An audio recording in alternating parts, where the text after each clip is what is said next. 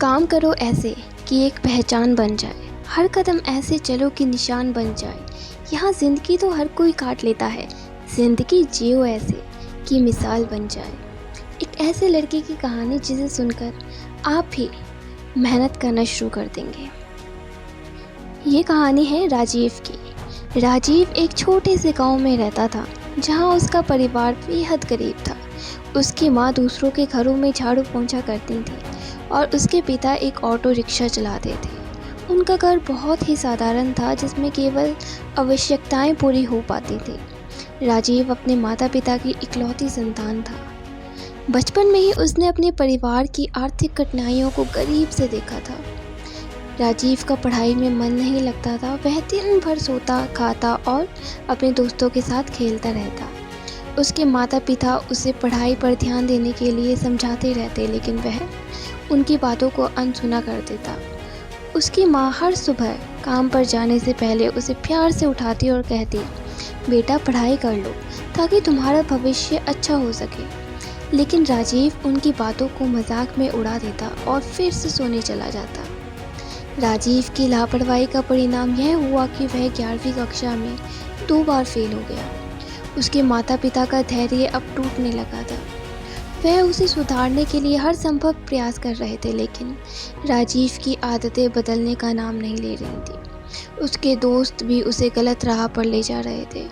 वह उसे मस्ती और खेलकूद में व्यस्त रखते थे।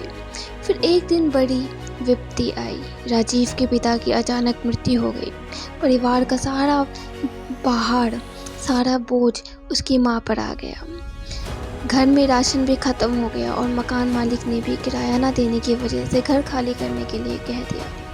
राजीव की माँ ने अपने आंसू छुपाते हुए अपने बेटे को समझाने की कोशिश की, लेकिन राजीव की आंख अब भी खुलने का नाम नहीं ले रही थी।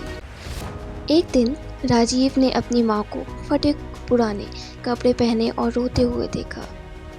उसकी माँ के आंसू और उनकी कठिनाइयों ने राजीव के दिल को छू लिया। उसे अपने ऊपर शर्म आने लगी। उसने पहली बार अपने जीवन में महसूस किया कि वह कितना स्वार्थी और लापरवाह रहा है। उसने अपनी माँ के दर्द को समझा और खुद से ये वादा किया कि वह अब अपनी माँ को इस हालातों से निकालेगा। राजीव ने पहले आत्महत्या करने की भी कोशिश की थी, लेकिन फिर उसे अपने माता पिता की उम्मीद याद आई। उसने ठान लिया कि वह मेहनत करेगा और अपनी माँ और खुद को इस हालात से निकालेगा।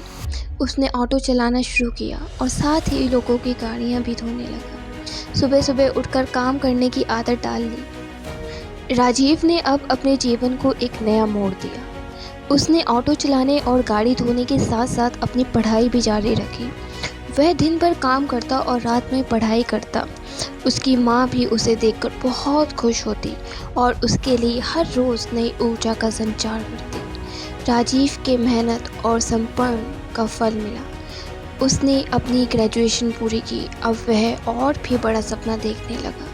उसने ठान लिया कि वह आईएएस की तैयारी करेगा। यह सफ़र आसान नहीं था, लेकिन राजीव ने हिम्मत नहीं हारी। उसने दिन में केवल 4 घंटे सोने का नियम बना लिया और बाकी समय अपनी पढ़ाई और तैयारी में लगाता।